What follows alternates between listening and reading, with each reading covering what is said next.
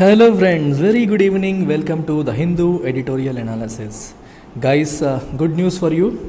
Working ప్రొఫెషనల్స్కి ఎవరైతే ఉద్యోగం చేసుకుంటున్నారో, గవర్నమెంట్ జాబ్ కావచ్చు, ప్రైవేట్ జాబ్ కావచ్చు, జాబ్ చేస్తూ సివిల్స్కి ప్రిపేర్ అవ్వాలి అనుకుంటున్నారో వాళ్ళందరికీ ఒక సువర్ణ అవకాశం.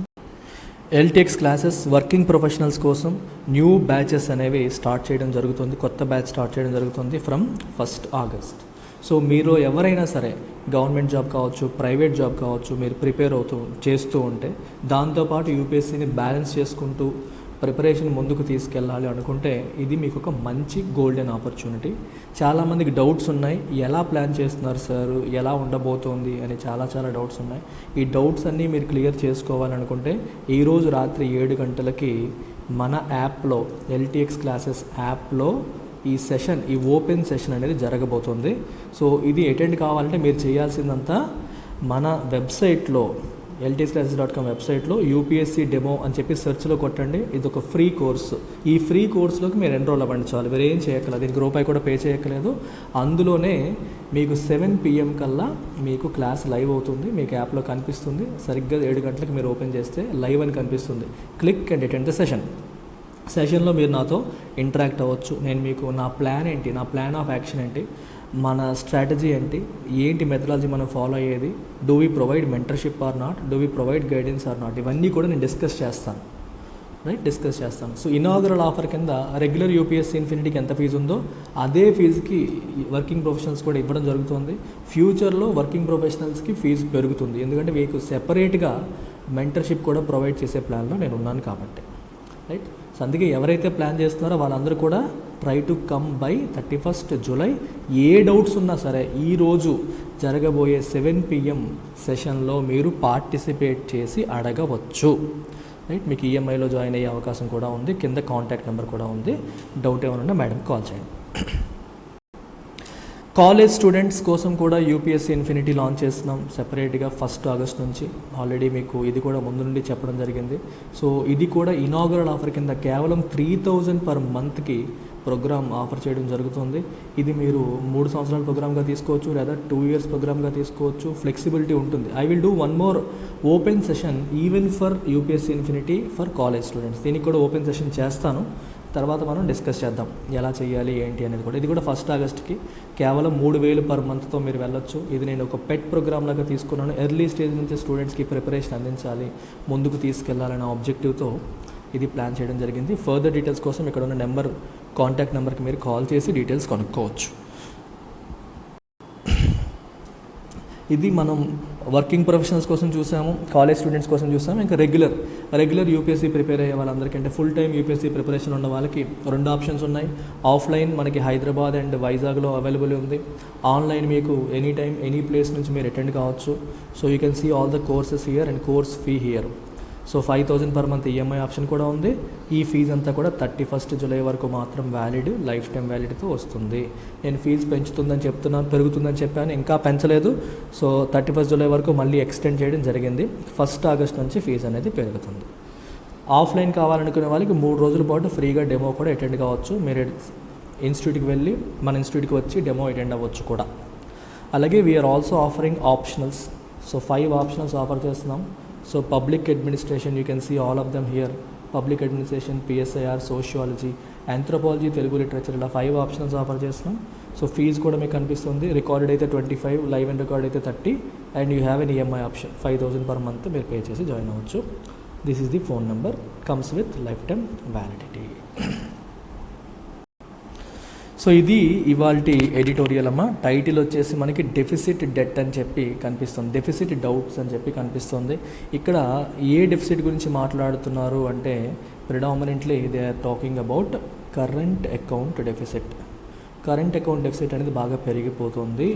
సో దాన్ని ఎలా కంట్రోల్ చేయాలి, దాని పరిస్థితి ఏంటి అనేది ఇక్కడ ప్రధానంగా డిస్కస్ చేస్తున్న ఇష్యూ.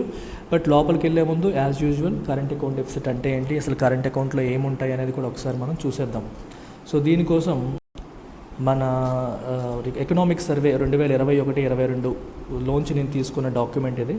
ఇందులో ఎక్స్టర్నల్ సెక్టార్ అని ఒక సెపరేట్ చాప్టర్ ఉంది. ఆ చాప్టర్లో లాస్ట్లో ఉన్న ఎనెక్షర్ అనమాట, ఇది ఫైనల్గా ఉన్నది. So major components of India's balance of payments అని చెప్పి మనకి క్లియర్గా ఇచ్చారు.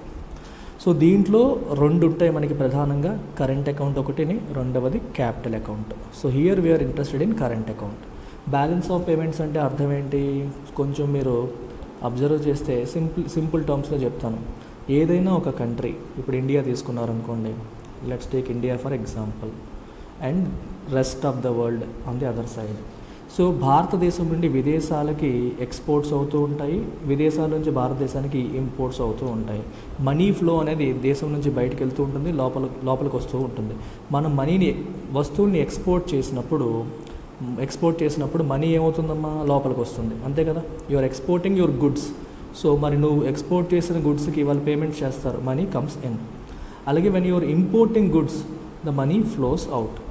ఆల్ ది ట్రాన్సాక్షన్స్ చూడండి, ఎప్పుడైనా సరే ఒక కంట్రీ నుంచి బయట దేశాలకి మనీ బయటికి వెళ్ళినా లోపలికి వచ్చినా, ఈ బయటికి వెళ్ళడం లోపలికి రావడం అనేది ఎక్స్పోర్ట్స్ వల్ల కావచ్చు, ఇంపోర్ట్స్ వల్ల కావచ్చు, ఇండియా ఎవరి దగ్గరైనా లోన్ అప్పు తీసుకోవడం వల్ల కావచ్చు, ఆ లోన్ మీద వడ్డీ కట్టడం వల్ల కావచ్చు, విదేశీయులు భారతదేశంలో ఇన్వెస్ట్మెంట్ చేయడం వల్ల రావచ్చు, లేదా ఆ ఇన్వెస్ట్మెంట్ ద్వారా వచ్చే ప్రాఫిట్ని భారతదేశం నుంచి బయటికి తీసుకెళ్ళడం వల్ల కావచ్చు, విదేశాల్లో చదువుతున్న కొడుక్కి తల్లిదండ్రులు ఫీజు పంపించడం వల్ల కావచ్చు, విదేశాల్లో ఉద్యోగాలు చేస్తున్న కొడుకులు తల్లిదండ్రులకి తిరిగి రెమిటెన్సెస్ అంటాం, తల్లిదండ్రులకి డబ్బులు పంపించడం వల్ల కావచ్చు, ఏదన్నా కావచ్చు. ఒక దేశానికి బయట దేశాలకి జరిగే transactions, all these transactions are maintained by RBI, reserve bank maintain చేస్తుంది. దేశం నుంచి మనీ బయటికి వెళ్ళే ప్రతి ట్రాన్సాక్షను నెగిటివ్ అవుతుంది, విదేశాల నుంచి మన భారతదేశంలోకి వచ్చే ప్రతి ట్రాన్సాక్షను పాజిటివ్ అవుతుంది అనమాట. సో ఇలా మొత్తం all transactions are recorded by RBI. అయితే రికార్డ్ చేసినప్పుడు ఆర్బీఐ ఏం చేస్తుందంటే ఈ ట్రాన్సాక్షన్స్ అన్నింటినీ రెండు మేజర్ కేటగిరీస్ కింద డివైడ్ చేస్తుంది. All transactions are divided into two major categories. What are the two major accounts చూడండి ఇక్కడ, ఒకటి కరెంట్ అకౌంట్, రెండు క్యాపిటల్ అకౌంట్. ఏ ట్రాన్సాక్షన్స్ అయితే షార్ట్ టర్మ్ నేచర్తో ఉంటాయో వాటిని కరెంట్ అకౌంట్లోనూ, లాంగ్ టర్మ్ నేచర్తో ఉన్న వాటిని క్యాపిటల్ అకౌంట్లోనూ పెట్టడం అనేది జరుగుతుంది. చూడండి, కరెంట్ అకౌంట్లో we are interested in current account. Current అకౌంట్లో ఉన్న ఐటమ్స్ ఏమున్నాయి, ఇక్కడ రెండు విభాగాలుగా మళ్ళీ విడదీశారు, A1 A2 అని విడదీశారు.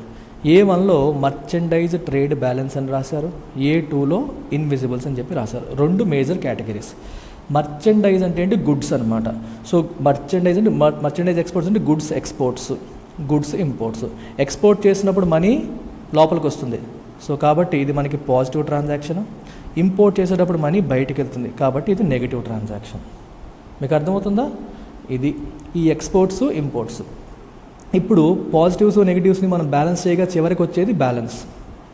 చివరికి ఏదైతే మిగులుతుందో అది మనకి బ్యాలెన్స్ అవుతుంది అనమాట. మీరు ఒకసారి అబ్జర్వ్ చేయండి, ఇది 2021-22 సంబంధించిన డేటా తీసుకుంటే రఫ్గా ఎక్స్పోర్ట్స్ ఏమో 104.8 ఉంది, ఇంపోర్ట్స్ ఏమో 149.3 ఉంది. ఓవరాల్గా బ్యాలెన్స్ ఏమైంది, నెగిటివ్. ఎందుకని, ఎక్స్పోర్ట్స్ ప్లస్ అయితే ఇది మైనస్, రెండు కలిపితే నెగిటివ్, మైనస్ ఎక్కువ ఉంది కాబట్టి ఈ రకంగా క్యాలిక్యులేట్ చేస్తారు.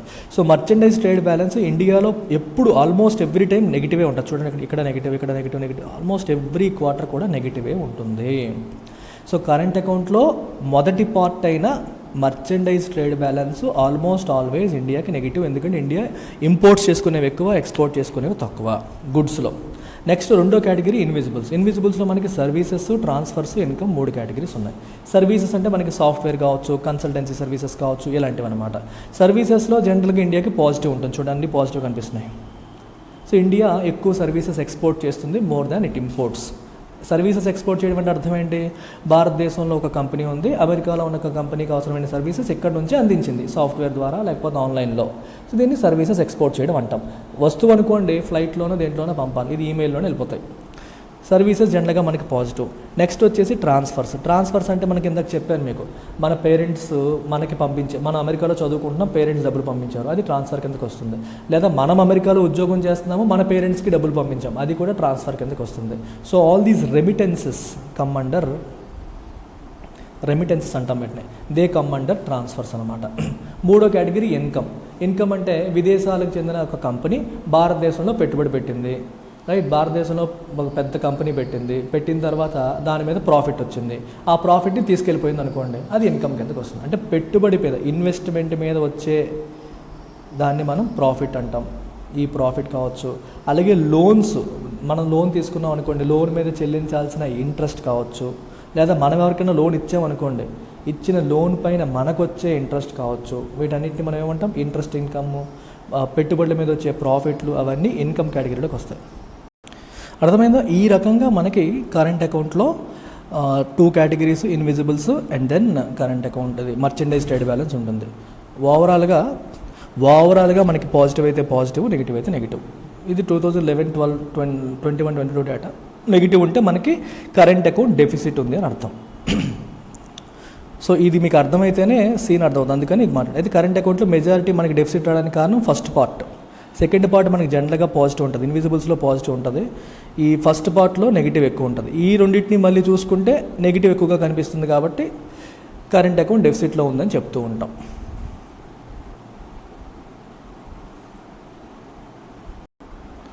రైట్, ఇప్పుడు మనం ఎడిటోరియల్లోకి డీటెయిల్డ్గా వెళ్ళిపోదాం. సో టైటిల్ వచ్చేసి డెఫిసిట్ డౌట్స్ అనే పేరుతో మనకి టైటిల్ వచ్చింది. ఎక్కువగా మనం ఇప్పుడు ప్రజెంట్ మాట్లాడుతోంది current account deficit. Fretting about current account deficit is warranted, fiscal space must be reassessed. దీని అర్థం ఏంటి? ఫ్రెటింగ్ అంటే గెటింగ్ యాంగ్జియస్, టెన్షన్ అవ్వడం, బాగా టెన్షన్ పడ్డం. దేనికి సంబంధించి? About current account deficit. Current account deficit గురించి టెన్షన్ పడ్డం, యాంగ్జియస్ అవ్వడం అనేది అవసరం. ఎందుకు టెన్షన్ పడతావు? కాదు, అవసరం ఉంది.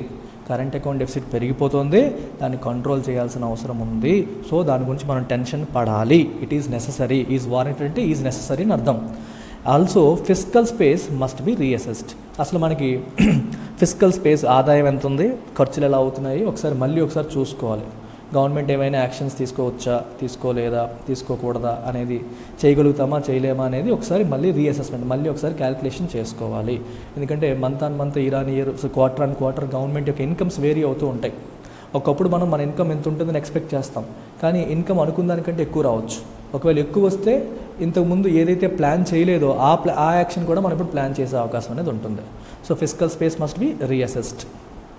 In its latest review of the economy encompassing the period from June till July 10, June నుంచి జూలై 10 వరకు ఉన్న పీరియడ్లో ఎకానమీని రివ్యూ చేసింది ఎవరు? Finance ministry. So finance ministry sanguine అంటే positive about India's economic recovery విషయంలో గవర్నమెంట్ ఆఫ్ ఇండియా ఆప్టిమిస్టిక్గా ఉంది. సో ఎకానమీ రికవర్ అవుతుంది, కంగారు పడక్కర్లేదు. అండ్ హ్యాస్ అసర్టెడ్ అంటే నొక్కి చెప్పడం, that major macro economic risks have subsided over the past 6 weeks. గత 6 వారాల్లో, జూన్ 1 నుంచి జూలై 10, గత 6 వారాల్లో చాలా రిస్క్ ఫ్యాక్టర్స్ తగ్గాయి. సబ్సైడ్ అంటే తగ్గిపోయాయి. సో కాబట్టి మనం టెన్షన్ పడాల్సిన అవసరం అంతగా లేదు అని చెప్పి ఫినాన్స్ మినిస్ట్రీ చెప్తోంది. The government's cautious optimism is tinged with impending concerns of a speedier tightening of monetary policies by the US Federal Reserve and the resultant dip in asset markets which can mar sentiment and consumption on top of persistent geopolitical strife. So very important sentence. ఈ sentence అర్థమైంది చూడండి. Governments cautious optimism, government ఆప్టిమిస్టిక్గానే ఉంది, పాజిటివ్గానే ఉంది. Optimism అంటే positive. అయితే ఆ optimism ఎలాంటిది? కాషియస్, కొంచెం జాగ్రత్తలు చెబుతూ, ఫుల్ పాజిటివ్ ఏదైనా పర్లేదు సూపర్ అని అనట్లా, కొంచెం జాగ్రత్తలు చెబుతూ, జాగ్రత్తగా ఉండాలని చెబుతూ కాషియస్గా ఆప్టిమిస్టిక్గా ఉంది. అంటే పాజిటివే కానీ కొంచెం జాగ్రత్తగా ఉండాలి అని అర్థం అనమాట. అయితే ఇది ఎలా ఉంది? It is tinged with impending concerns of a speedier tightening of monetary policies by the US Federal Reserve. Okay, ఈ ఆప్టిమిజంకి చిన్న టెన్షన్ ఎక్కడ ఉందంటే ఇంపెండింగ్ అంటే రాబోతున్నా, అబౌట్ టు హ్యాపెన్. కన్సర్న్స్ అంటే ఆందోళనలు. ఏ విషయంలో?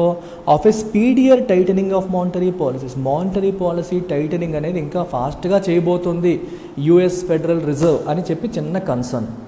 US Federal reserve monetary policy titling అంటే అర్థం ఏంటి, దానివల్ల ఏంటి నష్టం అని మనం ఆలోచించండి ఒకసారి. యునైటెడ్ స్టేట్స్ ఫెడరల్ రిజర్వ్ అంటే మన ఇండియాలో రిజర్వ్ బ్యాంక్ ఆఫ్ ఇండియా లాగా. యుఎస్ ఫెడరల్ రిజర్వ్ అనేది మానిటరీ పాలసీ టైటనింగ్ చేయడం అంటే అర్థం ఏంటి? మనీ సప్లై తగ్గించడం, ఇంట్రెస్ట్ రేట్స్ పెంచడం. ఇంట్రెస్ట్ రేట్స్, అమెరికాలో ఉన్న ఫెడరల్ రిజర్వ్ ఇంట్రెస్ట్ రేట్స్ పెంచితే అమెరికా యొక్క బాండ్స్ పైన కూడా వడ్డీ రేట్లు పెరుగుతాయి. బాండ్ యొక్క ఈల్డ్స్ అనేవి పెరుగుతాయి. వడ్డీ రేట్లు పెరుగుతాయి అంటే ఈల్డ్స్ అనేవి పెరుగుతాయి. బాండ్ ఈల్డ్స్ ఎప్పుడైతే పెరుగుతాయో యుఎస్ బికమ్స్ అట్రాక్టివ్. ఇంటర్నేషనల్ ఇన్వెస్టర్స్కి అమెరికా అట్రాక్టివ్ అయిపోతుంది. ఎందుకని అక్కడ బాండ్స్ యొక్క మీద వచ్చే వడ్డీ పెరుగుతుంది కాబట్టి. దానివల్ల ఏమవుతుంది, ప్రపంచ దేశాల్లో ఉన్న స్టాక్ మార్కెట్స్లో పెట్టుబడులు పెట్టిన ఇన్వెస్టర్స్ వీటిని విత్డ్రా చేసి ఆ డబ్బుల్ని అక్కడికి మళ్లించే అవకాశం అనేది ఉంటుంది. సో అందువల్ల ఏమవుతుంది, ఇండియాలో ఎస్పెషల్లీ ఎసెట్ మార్కెట్స్ అని రాశాడు. ఎసెట్ మార్కెట్స్ అంటే స్టాక్ మార్కెట్స్ అని ఇక్కడ అర్థం. ఎసెట్ క్లాసెస్, ఫినాన్షియల్ ఎసెట్ అని అర్థం. ఎసెట్ అంటే అర్థం ఏంటి, ఆస్తి. ఎటువంటి ఎసెట్ ఇది, ఫినాన్షియల్ ఎసెట్. బాండ్ కావచ్చు, స్టాక్ కావచ్చు, ఇలాంటివన్నీ కూడా ఫైనాన్షియల్ అసెట్స్ అన్నమాట. ఈ మార్కెట్లో మనకి క్రాష్ వచ్చే అవకాశం ఉంది. అమెరికాలో మానిటరీ పాలసీ టైట్ చేస్తే అక్కడ వడ్డీ రేట్లు పెరిగి అది ఇన్వెస్ట్మెంట్కి అట్రాక్టివ్ అవ్వడం వల్ల భారతదేశం నుంచి పెట్టుబడులు ఉపసంహరించుకొని అమెరికాకి వాళ్ళు షిఫ్ట్ అయ్యే అవకాశం ఉంటుంది. దానివల్ల మనకి కొంత ఇబ్బంది రావచ్చు అనేది ఇక్కడ మెజారిటీ పాయింట్ అనమాట. ఓకే, అండ్ దానివల్ల ఏమవుతుంది, చివరికి సెంటిమెంట్ దెబ్బతినొచ్చు. అంటే డ్యామేజ్ సెంటిమెంట్. స్టాక్ మార్కెట్స్ పడిపోతూ ఉంటే ఎకానమీలో ఉన్న సెంటిమెంట్ దెబ్బతింటుంది, కన్జంప్షన్ కూడా దెబ్బతినే అవకాశం ఉంటుంది. On top of persistent geo political strife అంటే కాన్ఫ్లిక్ట్, గొడవ, కాన్ఫ్లిక్ట్ అని అర్థం. ఈ రష్యాకి యుక్రెయిన్కి మధ్యలో ఈ గొడవలు, యుద్ధాలు జరుగుతున్నాయి. అవి ఒక పక్క ఉన్నాయి. ఇంకో పక్క అమెరికాలో మానిటరీ పాలసీని టైట్ చేయడం వల్ల అక్కడ వడ్డీ రేట్లు పెరిగి మన దేశం నుంచి మనీ బయటికి వెళ్ళే అవకాశం కూడా ఉంటుంది. ఇవన్నీ చిన్న చిన్న సమస్యలు. అంతా హ్యాపీగా ఉంది అని చెబుతూ ఈ చిన్న చిన్న సమస్యలు ఉన్నాయి, వాటిని మనం సార్ట్అవుట్ చేసుకోవాలి అని అర్థం. బట్ ఫర్ నౌ, ప్రస్తుతానికైతే interest rate hikes and measures to curtail the outflow of dollars announced by the central bank with several steps from the government such as the imposition of windfall taxes and higher import duties on forex drainers like gold have been credited for lifting some of the dark clouds over the economy. ఇప్పుడు negatives మాట్లాడాం, ఇక్కడ positives. అయితే ప్రస్తుతానికి interest rate hikes and measures to curtail the outflow of dollars announced by the central bank. Curtail అంటే cut down, తగ్గించడం. దేన్ని, outflow of dollars అంటే భారతదేశం నుంచి డాలర్స్ బయటికి వెళ్ళిపోతున్నాయి. ఎక్కువగా డాలర్స్ బయటికి వెళ్ళకుండా అంటే డాలర్స్ బయటికి వెళ్ళకుండా రిజర్వ్ బ్యాంక్ ఆఫ్ ఇండియా కొన్ని మెజర్స్, కొన్ని చర్యల్ని అనౌన్స్ చేసింది. ఆ చర్యలు ఏంటో ఇక్కడ రాయలేదు. RBI has taken certain steps to curtail అంటే cut down the outflow of dollars. వాటితో పాటు with several steps from the government కూడా కొన్ని యాక్షన్స్ తీసుకున్నది రాశారు. ఏంటది, such as the imposition of windfall taxes. Windfall tax అంటే అర్థం ఏంటి, విండ్ఫాల్ ప్రాఫిట్ పైన వేసే ట్యాక్స్. విండ్ఫాల్ ప్రాఫిట్ అంటే అర్థం ఏంటి, ఏదన్నా కంపెనీకి సడన్గా వచ్చే ప్రాఫిట్స్, అవి టెంపరీగా. ఫర్ ఎగ్జాంపుల్, క్రూడ్ ఆయిల్ ధరలు ప్రపంచవ్యాప్తంగా పెరిగిపోయాయి. Global crude oil prices have gone up. అదే సమయంలో భారతదేశంలో కూడా పెరిగాయి, పెట్రోల్ డీజిల్ ధరలు పెరిగాయి. క్రూడ్ ఆయిల్ని భారతదేశం ఇంపోర్ట్ చేస్తుందని మనం మాట్లాడుతున్నాం. అంటే భారతదేశంలో అసలు క్రూడ్ ఆయిలే ప్రొడ్యూస్ అవ్వదా? నో, భారతదేశంలో కూడా క్రూడ్ ఆయిల్ ప్రొడ్యూస్ చేసే కంపెనీలు ఉన్నాయి. For example oil India. అయితే భారతదేశంలో ప్రొడ్యూస్ అయ్యే క్రూడ్ ఆయిల్ మనకి సరిపోదు, కాబట్టే మనం విదేశాల నుంచి ఇంపోర్ట్ చేసుకుంటాం. ఇక్కడ విచిత్రం ఏంటంటే, విదేశాల్లో క్రూడ్ ఆయిల్ రేట్లు బాగా పెరిగిపోవడం వల్ల భారతదేశంలో కూడా క్రూడ్ ఆయిల్ ప్రొడ్యూస్ చేసే కంపెనీలకి పంట పండింది. ఎందుకంటే వీళ్ళు అదే రేటుకి అమ్ముతారు ఇక్కడ కూడా. ఎప్పుడైతే ఖర్చు ఏమో పెరగలేదు కానీ రేటు, దాని ప్రైస్, మార్కెట్ ప్రైస్ ఒకసారిగా పెరిగింది. సో విపరీతమైన ప్రాఫిట్లు వచ్చేసాయి. ఈ ప్రాఫిట్స్ని విండ్ ఫాల్ ప్రాఫిట్ అంటారు. ఇది పర్మనెంట్గా ఉంటుందంటే ఉండదు. సర్ప్రైజ్గా వన్ టైం ప్రాఫిట్స్, ఇలా ఎక్స్ట్రాడినరీ ప్రైస్ డిఫరెన్స్ వల్ల వచ్చిన ప్రాఫిట్స్. ఇలాంటి ప్రాఫిట్స్ మీద గవర్నమెంట్ వేస్తున్న ట్యాక్స్ విండ్ ఫాల్ ట్యాక్స్. ఈ ట్యాక్స్ ఇంపోజ్ చేయడం వల్ల, రెండోది ఫారెక్స్ డ్రైనర్స్ లైక్ గోల్డ్ని ఫారెక్స్ డ్రైనర్ అన్నారు. ఎందుకంటే భారతదేశంలో గోల్డ్ మనం ఇంపోర్ట్ చేసుకుంటూ ఉంటాం. మరి ఇంపోర్ట్ చేసుకున్నప్పుడు ఇందాకే చెప్పాను కదా, మనం ఏదన్నా వస్తువుని ఇంపోర్ట్ చేసుకుంటే మనీ బయటికి వెళ్తుంది. మరి గోల్డ్ని మనం రూపాయల్లో కొనలేం కదా, డాలర్స్లో కొనాలి. సో డాలర్స్లో కొనాలంటే ఏమవుతుంది, ఇప్పుడు ఫర్ ఎగ్జాంపుల్ నేను ఒక జ్యువెలర్ని అనుకోండి, జ్యువెలరీ షాప్ ఓనర్ని, నాకు గోల్డ్ కావాలి. నేను ఏం చేస్తాను, నా దగ్గర రూపాయలు ఉన్నాయి. What will I do? I will go to RBI, I will give my rupees to RBI and I will take dollars from RBI. RBI దగ్గర ఎలా ఉంటే ఆర్బీఐ రిజర్వ్స్ మెయింటైన్ చేస్తుంది, foreign exchange reserves RBI maintain చేస్తుంది. RBI దగ్గర నేను dollars తీసుకుంటాను. ఈ dollars తీసుకొని ఈ డాలర్స్తో నేను గోల్డ్ కొనుక్కుంటాను. గోల్డ్ కొనుక్కొని గోల్డ్ తెచ్చుకుంటాను. ఇప్పుడు ఏమైంది? ఈ ట్రాన్సాక్షన్లో ఆర్బీఐ దగ్గర రూపీలు పెరిగాయి, డాలర్లు తగ్గిపోయాయి. అందుకే దీన్ని ఏమన్నారు? Forex drainer. ఫారెన్ ఎక్స్చేంజ్ని డ్రైన్ చేసింది, తగ్గించేసింది. సో ఇండియా ఏం చేసిందంటే ఇప్పుడు గోల్డ్ మీద, ఫారెక్స్ డ్రైనర్ల అయిన గోల్డ్ మీద ఇండియా ఏం చేసిందంటే ఇంపోర్ట్ డ్యూటీ, చూడండి, ఇంపోర్ట్ డ్యూటీ పెంచింది. ఇండియా ఏం చేసిందమ్మా? ఇంపోర్ట్ డ్యూటీ అనేది పెంచింది. హయ్యర్ ఇంపోర్ట్ డ్యూటీ వేయడం అనేది జరిగింది. దిగుమతి సుంకం పెంచిందనమాట. దానివల్ల కూడా భారతదేశానికి ఆదాయం పెరిగింది. రెండోది, ఇంపోర్ట్ డ్యూటీ పెంచడం వల్ల గోల్డ్ రేట్లు పెరిగి కొంచెం డిమాండ్ ఏమైనా తగ్గుద్దేమో అని గవర్నమెంట్ యొక్క ఉద్దేశం. గవర్నమెంట్ కోరుకుంటుంది ఏంటంటే గోల్డ్ ఇంపోర్ట్స్ తగ్గించాలి అని. సో ఇలాంటి నిర్ణయాలు కొన్ని తీసుకోవడం వల్ల have been credited for lifting some of the dark clouds over the ఎకానమీని ఆవహించి ఉన్న ఈ నీలి మేఘాలు. డార్క్ క్లౌడ్స్ అంటే నల్లని మేఘాలు, కారు మేఘాలు అంటాం. అంటే బ్యాడ్ న్యూస్. ఎప్పుడైనా సరే డార్క్ క్లౌడ్ ఏంటి? గ్లూమీగా, డల్గా ఏదో అయిపోతుంది అన్న నెగిటివ్ ఫీలింగ్ మనకి ఇస్తుంది. వాటిని రిమూవ్ చేయడంలో, అంటే ఈ నెగిటివిటీని రిమూవ్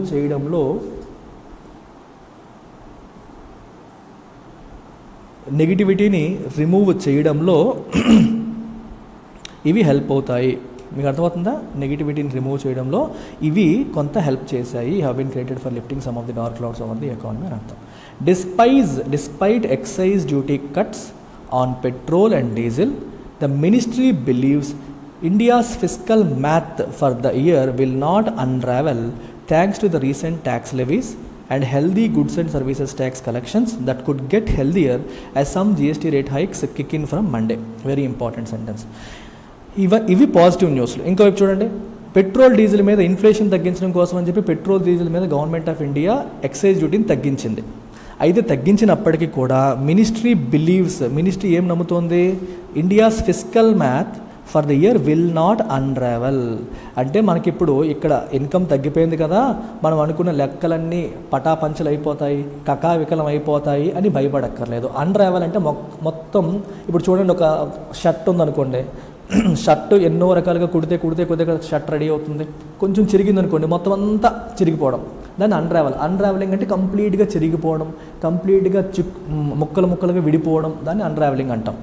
అయితే మనం ఇప్పటివరకు ఏదైతే బడ్జెట్లు వేసుకున్న క్యాల్కులేషన్ అంతా అన్రావెల్ అయిపోదు, కకావికలం అయిపోదు, భయపడక్కర్లేదు. ఎందుకని? Thanks to the recent tax levies. Excise duty cut వల్ల మనకి గవర్నమెంట్కి ఇన్కమ్ తగ్గినప్పటికీ రీసెంట్గా కొన్ని ఐటమ్స్ మీద ట్యాక్స్లు వేయడం జరిగింది. ప్లస్ జిఎస్టీ కూడా బాగుంది, జిఎస్టీ ఇన్కమ్ బాగుంది, ఇంకా బాగుండబోతోంది. ఎందుకని? మండే నుంచి కొన్ని కొత్త జిఎస్టీ రేట్స్ మండే నుంచి కిక్ ఇన్ అవుతున్నాయి. సో ఒకవైపు గవర్నమెంట్కి ఆదాయం తగ్గినప్పటికీ ఇంకోవైపు ఆదాయం పెరుగుతోంది. కాబట్టి ఎస్టిమేట్స్ పాడైపోవు. ఏదైతే గవర్నమెంట్ ఎస్టిమేట్ చేసుకుందో అది అన్రావెల్ అవ్వదు, భయపడక్కర్లేదు అని చెప్పి దాని అర్థం. Industrial metal prices slipping to 16-month lows. Industrial metal ప్రైస్లు ఏమయ్యాయి? 16-month లోకి పడిపోయాయి. Prices for some food items falling off their peaks. Food items యొక్క ప్రైసెస్ ఏమయ్యాయి? వాటి పీక్ నుంచి పడిపోవడం. And crude oil prices descending in the face of fears of a recession. Many developed నేషన్స్లో రిసెషన్ వచ్చేస్తుంది, అంటే తిరిగి ఎకానమిక్ కాంట్రాక్ట్ అవుతుంది. ఎకానమిక్ కాంట్రాక్ట్ అయినప్పుడు డెవలప్మెంట్ బాగా తగ్గిపోయినట్టే కదా అర్థం. మరి డెవలప్మెంట్ తగ్గిపోయినప్పుడు ఆయిల్ కన్జంప్షన్ అనేది తగ్గిపోతుంది కదా. ఆయిల్ కన్జంప్షన్ ఎప్పుడైతే తగ్గిపోతుందో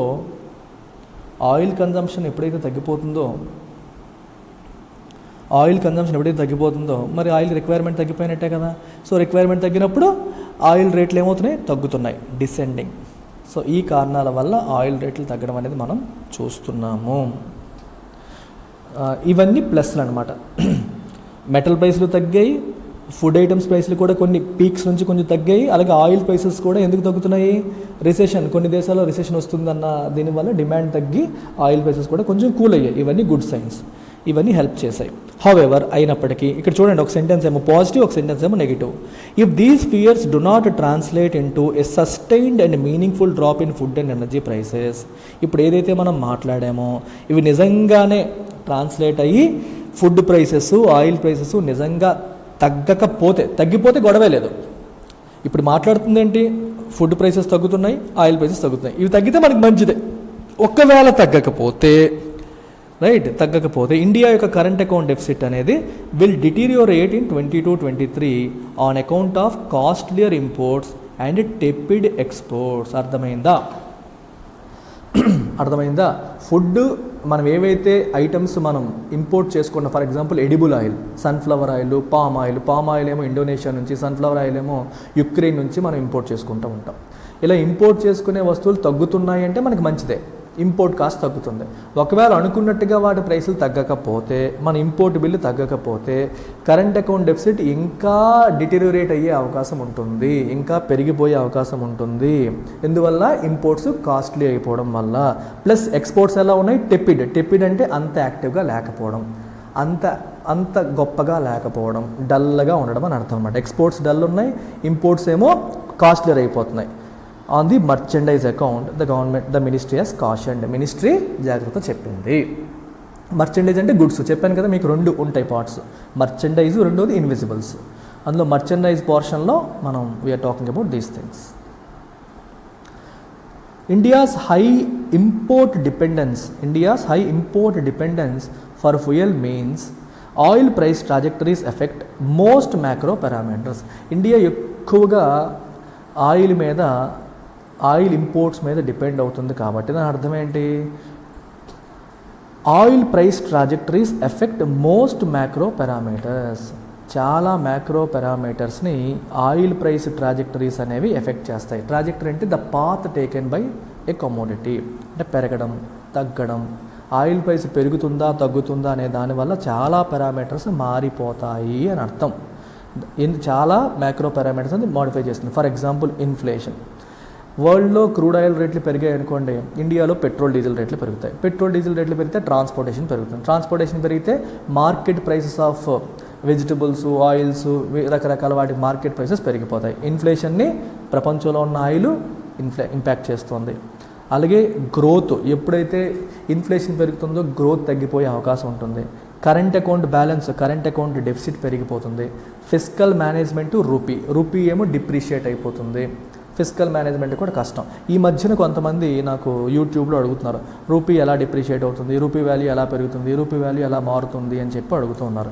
కామన్ సెన్స్ అమ్మ, ఎప్పుడైనా సరే ఎనీథింగ్ ఇన్ ద వరల్డ్, ఒక వస్తువు యొక్క ధర పెరిగిందన్నా తగ్గిందన్నా దానికి కారణం ఏంటి? Demand and supply. దేనికైతే డిమాండ్ ఎక్కువ ఉంటుందో అది పెరుగుతుంది, దేనికైతే డిమాండ్ తక్కువ ఉంటుందో అది తగ్గుతుంది. ఇప్పుడు భారతదేశం యొక్క కరెన్సీ ఏంటి? రూపీ, అంతే కదా? రైట్. ఇప్పుడు ఇందాక మనం చెప్పినట్టు భారతదేశం నుంచి ప్రతి వాళ్ళు కూడా పెట్టుబడులు ఉపసంహరిస్తున్నారు అనుకోండి, బయటికి వెళ్ళిపోతున్నారు అనుకోండి. మరి బయటికి వెళ్ళిపోయేవాడు ఏం చేస్తాడు? ఇండియాలో ఉన్న వాడికి ఉన్న షేర్లు, ఇండియాలో వాడికి ఉన్న బిజినెస్లు, పెట్టుబడులు అమ్మాడు అనుకోండి. ఇండియాలో వాడు ఏదన్నా అమ్మితే అది రూపాయల్లో వస్తుందా, డాలర్లో వస్తుందా? రూపీస్లో వస్తుంది. బయట దేశాల్లో రూపాయలకి ఉపయోగపడవు కదా. వాడు ఏం చేస్తాడు? He goes to RBI. ఈ రూపాయలు పట్టుకొని ఆర్బీఐకి వెళ్తాడు. ఆర్బీఐకి వెళ్ళి he will take dollars, exchange చేసుకుంటాడు, డాలర్స్ కింద ఎక్స్చేంజ్ చేసుకుంటాడు. ఇలా ఎక్స్చేంజ్ చేసుకొని ఈ డాలర్లు పట్టుకొని చెక్కేస్తాడు. ఇలా ఎక్కువ మంది వచ్చి రూపాయల్ని అమ్ముతూ డాలర్ని కొంటున్నారు అనుకోండి, అంటే డాలర్కి డిమాండ్ పెరుగుతున్నట్టు, రూపాయికి డిమాండ్ తగ్గుతున్నట్టు. రూపాయిని అమ్మేస్తున్నారు, సో రూపీ మీద సెల్లింగ్ ప్రెజర్ ఉంది, డాలర్ మీద బయింగ్ ప్రెజర్ ఉంది. బయింగ్ ప్రెజర్ ఉన్న దాని వాల్యూ పెరుగుతుంది, సెల్లింగ్ ప్రెజర్ ఉంటే దాని వాల్యూ తగ్గుతుంది. ఈ రకంగా మనకి రూపాయి వాల్యూ పడిపోతుంది అని అర్థం. మీకు సింపుల్ అమ్మ, ఏదైనా సరే మార్కెట్కి వెళ్ళారు, ఒకే వస్తువు 100 మంది అమ్ముతున్నారు, సప్లై ఎక్కువగా ఉంది. మామిడి పళ్ళు అనుకోండి, విపరీతంగా పంట పండింది, ఎక్కడ చూసినా మామిడి పళ్ళు తెచ్చి అమ్ముతున్నారు. కేజీ 20 రూపాయలకి 10 రూపాయలు కూడా ఇచ్చేస్తారు. అదే మామిడి పళ్ళకి కొరత వచ్చింది, అందరికీ మామిడి పళ్ళు కావాలని పడ్డారు, బయ్యర్స్ ఎక్కువ ఉన్నారు అనుకోండి, మామిడి పళ్ళ రేట్లు పైకి వెళ్ళిపోతాయి. అలాగే ఎక్కువ మంది రూపాయలు అమ్మేస్తున్నారు, నాకు రూపాయలు వద్దు, నాకు డాలర్లు కావాలి అని. మరి ఎక్కువ మంది రూపాయలు అమ్మేస్తున్నప్పుడు ఏమవుతుంది? రూపాయి పరిస్థితి పడిపోతుంది. ఇప్పుడు ఆ పరిస్థితి మనకి ఎందుకు వస్తుంది? ఇంపోర్ట్స్ పెరుగుతున్నాయి. ఇంపోర్ట్స్ పెరిగే కొద్దీ ఇంపోర్ట్కి మనం పే చేయాలంటే ఏం చేయాలి? డాలర్స్లో పే చేయాలి. డాలర్స్లో పే చేయాలంటే మన దగ్గర లేవుగా, సో మన దగ్గర ఉన్న రూపాయలు అమ్మాలి, రూపాయలు ఆర్బీఐకి ఇచ్చి డాలర్లు చేసుకోవాలి. ఇలా లేదా ఇప్పుడు అమెరికాలో వడ్డీ రేట్లు పెరుగుతున్నాయని చెప్పాను. అమెరికాలో వడ్డీ రేట్లు పెరగడం వల్ల భారతదేశంలో పెట్టుబడి పెడుతున్న స్టాక్ మార్కెట్లో పెట్టిన వాళ్ళు, బాండ్ మార్కెట్లో పెట్టిన వాళ్ళు ఏం చేస్తారు? వీటిని అమ్మేసి బయటికి వెళ్ళిపోతారు. మరి ఇక్కడ ఏమన్నా అమ్మితే వాళ్ళకి డబ్బులు ఎందులో వస్తాయి? రూపాయల్లో వస్తాయి. మరి రూపాయలు వాళ్ళు ఏం చేస్తున్నారు? ఆర్బీఐకి అమ్మేసి డాలర్స్ తీసుకుంటున్నారు. ఇలా సెల్లింగ్ ప్రెజర్ పెరుగుతుంది. ఒకటి ఇంపోర్ట్స్ వల్ల పెరుగుతుంది, ఇంకొకటి పెట్టుబడులు బయటికి వెళ్ళిపోవడం వల్ల ఫారిన్ పోర్ట్ఫోలియో ఇన్వెస్టర్స్ అంటారు, స్టాక్ మార్కెట్లో పెట్టిన వాళ్ళు వీళ్ళు బయటికి వెళ్ళిపోవడం వల్ల కూడా రూపీ మీద సెల్లింగ్ ప్రెజర్ పెరిగి రూపీ వాల్యూ తగ్గిపోతుంది. సో ఇక్కడ మాట్లాడుతుందంటే ఆయిల్ బాగా పెరగడం వల్ల కూడా రూపీ వాల్యూ పడుతుందని చెప్పారు, అది మనం ఇక్కడ మాట్లాడాం. I hope you are following whatever I'm trying to teach. And economic policy makers are rightfully concerned about the current account deficit. వీళ్ళందరూ కూడా దే ఆర్ రైట్ఫుల్లీ కరెక్ట్గానే కన్సర్న్డ్ అంటే ఆందోళన పడుతున్నారు. ఏ విషయంలో? కరెంట్ అకౌంట్ డెఫిసిట్ విషయంలో. It is widening sharply from the 1.2% of GDP last year జీడిపిలో 1.2% ఉంది క్యాడ్, అక్కడ నుంచి ఇంకా పెరిగిపోతుందంట. There is a vicious cycle at work here that may take a while to break. Very important. Vicious అంటే dangerous, harmful, dangerous అనే meaning వస్తుంది. ఎందుకు విషియస్ సైకిల్? చూడండి, చాలా కేర్ఫుల్గా అబ్జర్వ్ చేయాల్సిన స్టేట్మెంట్ ఇది. I want you to pay full attention. Slowing exports and costlier inelastic imports of oil have triggered record merchandise trade deficits for 2 consecutive months. అర్థమైందా? Exports slow అయిపోవడం, exports తగ్గిపోవడం, అలాగే costlier inelastic imports of oil. Inelastic అంటే అర్థం ఏంటి? Economy గ్రోత్తో సంబంధం లేకుండా మీకు ఎక్స్పోర్ట్స్ ఏమో తగ్గాయి, కానీ ఇంపోర్ట్స్ ఏమైనా తగ్గాయా? ఇన్ఎలాస్టిక్ మారలా. అంటే ఏది ఎలా ఉన్నా మనకి ఆయిల్ ఇంపోర్ట్స్ అనేవి తగ్గట్లేదు. ఇన్ఎలాస్టిక్ అంటే దే ఆర్ నాట్ చేంజింగ్ అనమాట. అవి ఏమవుతున్నాయి? కాస్ట్లియర్, ఎందుకంటే ఈ మధ్యన పెరిగిపోతున్నాయిగా ఆయిల్ రేట్లు పెరగడం వల్ల. దీనివల్ల ఏమైంది? Triggered record merchandise trade deficit విపరీతంగా పెరిగిపోయింది గత 2 నెలలుగా. ఎగ్జాసర్బేటింగ్ ది క్యాడ్ పెరిగిపోయింది ఓవరాల్గా. కరెంట్ అకౌంట్ డెఫిసిట్ పెరిగిపోయింది, which is tripping the rupee. ఎప్పుడైతే క్యాడ్ ఆబ్వియస్గా పెరిగిపోతుందో రూపీ వాల్యూ పడిపోతుంది. ఎందుకని? క్యాడ్ అంటే అర్థం ఏంటి? కరెంట్ అకౌంట్ డెఫిసిట్ అంటే అర్థం ఏంటి? కరెంట్ అకౌంట్లో ఇండియా లోపలికి వచ్చే మనీ కంటే ఇండియా నుంచి బయటికి వెళ్ళే మనీ ఎక్కువ ఉంది. బయటికి వెళ్ళే మనీ ఎలా వెళ్తుంది బయటికి?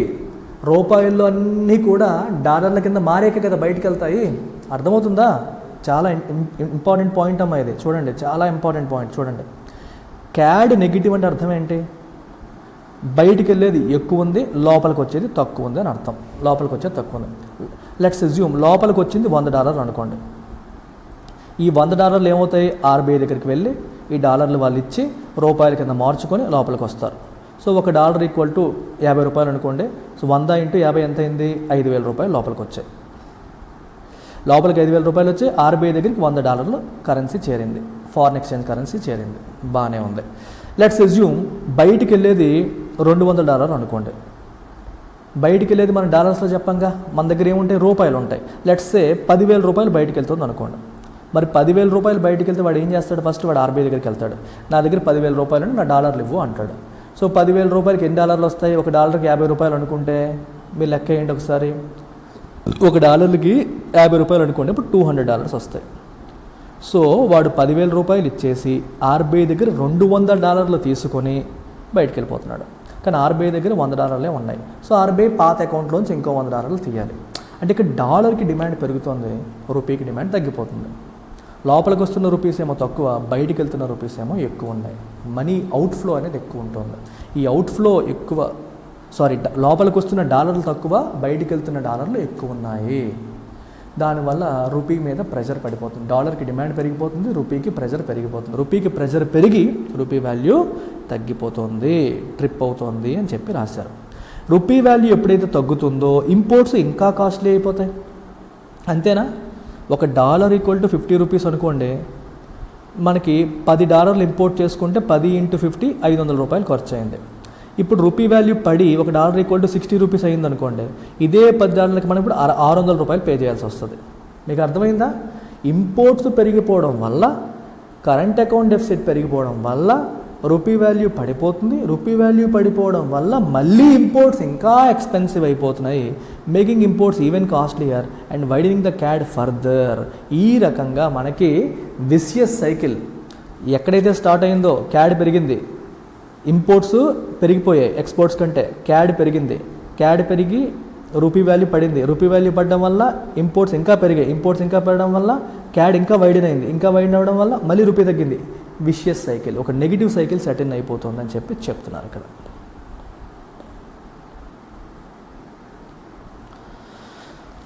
The CAD may have hit 2.7% of GDP in the first quarter, some reckon.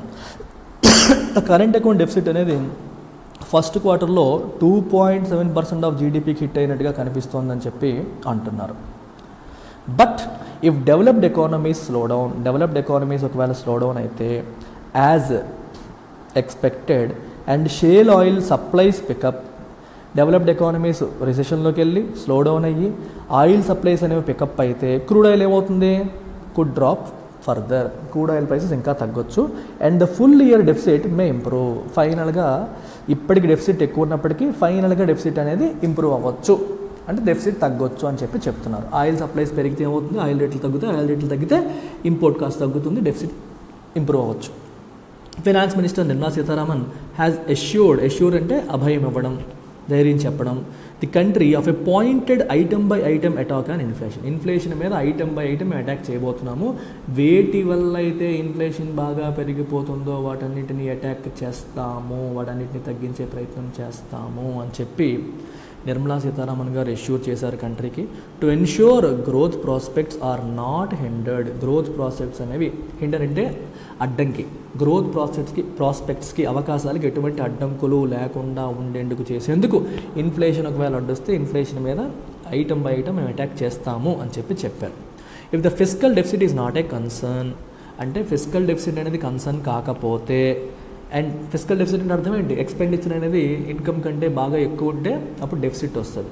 ఆ డెఫిసిట్ అనేది కన్సర్న్ కాకపోతే and tax revenues May in fact overshoot budget estimates, బడ్జెట్లో మనకి ట్యాక్స్ నుంచి ఎంత వస్తుందని ఎస్టిమేట్ చేసామో దానికంటే ఎక్కువ ట్యాక్స్ రెవెన్యూస్ వస్తే, ఎందువల్ల ఓయింగ్ టు హై ఇన్ఫ్లేషన్ వల్ల ట్యాక్స్ రెవెన్యూస్ ఎలా పెరుగుతాయి ఆలోచించారు ఎప్పుడైనా? ఇన్ఫ్లేషన్ వల్ల ట్యాక్స్ రెవెన్యూస్ ఎలా పెరుగుతాయి ఆలోచించండి. ఫర్ ఎగ్జాంపుల్ ఏదో ఒక వస్తువు ఉంది ఎక్స్ యొక్క ప్రజెంట్ ప్రైస్ 100 రూపీస్ అనుకోండి, గవర్నమెంట్ ఏమో 18% ట్యాక్స్ వేస్తుంది. సో ఎంత వస్తుంది గవర్నమెంట్కి, 18 రూపీస్ ట్యాక్స్ వచ్చింది. ఇన్ఫ్లేషన్ వల్ల ఈ ఎక్స్ యొక్క వాల్యూ 200 రూపాయలు అయిందనుకోండి, మరి గవర్నమెంట్ పర్సంటేజ్ ఏం 18% వేస్తుందిగా, ఇప్పుడు ఎంత అయింది 36 రూపీస్. మరి గవర్నమెంట్కి ట్యాక్స్ ఇన్కమ్ పెరిగినట్ట తగ్గినట్ట? ఎస్, ఇన్ఫ్లేషన్ వల్ల గవర్నమెంట్కి ట్యాక్స్ రెవెన్యూ కూడా పెరుగుతుంది, అదే రాశారు ఇక్కడ. సో ఇన్కమ్ బాగా పెరిగితే ఫిస్కల్ డెఫిసిట్ అనేది కన్సర్న్ కాకపోతే the government can consider reviewing it's fiscal capacity.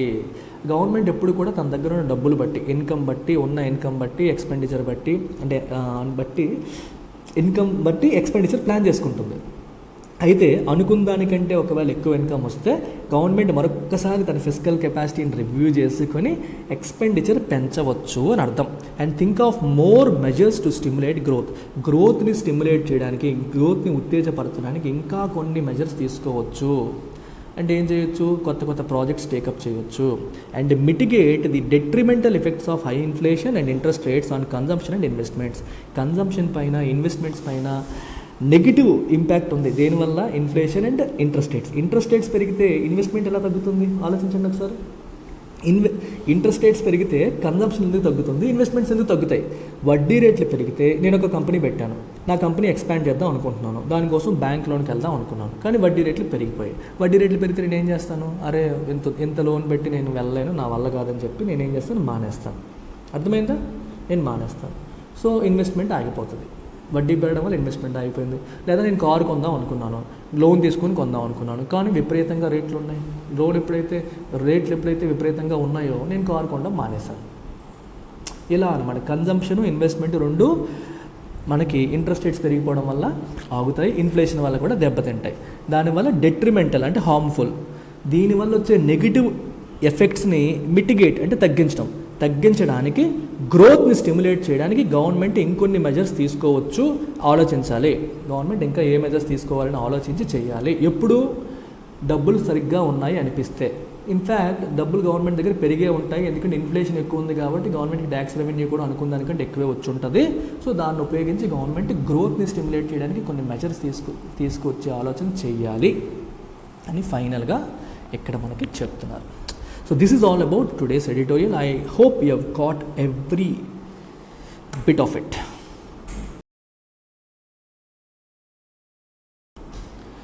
ఏపీపీఎస్సికి group 1, group 2, AP pack 3 different courses ఉన్నాయి. లైవ్ అండ్ రికార్డెడ్ మోడ్లో ఉన్నాయి. అలాగే ఏపీ ప్యాక్ కేవలం 5,000కే మీకు AP economy, AP geography, AP bifurcation, AP history అన్నీ కూడా మీకు కేవలం 5,000కే వచ్చేస్తాయి. All with lifetime validity. రేపు పొద్దున్న మీరు ఫుల్ గ్రూప్ 1కి అప్గ్రేడ్ అవ్వాలన్నా, లేకపోతే యూపీఎస్సీ ఇన్ఫినిటీకి అప్గ్రేడ్ అవ్వాలన్నా సరే దీంతో మీరు చేయొచ్చు. This is valid till 31st July. Take care, bye.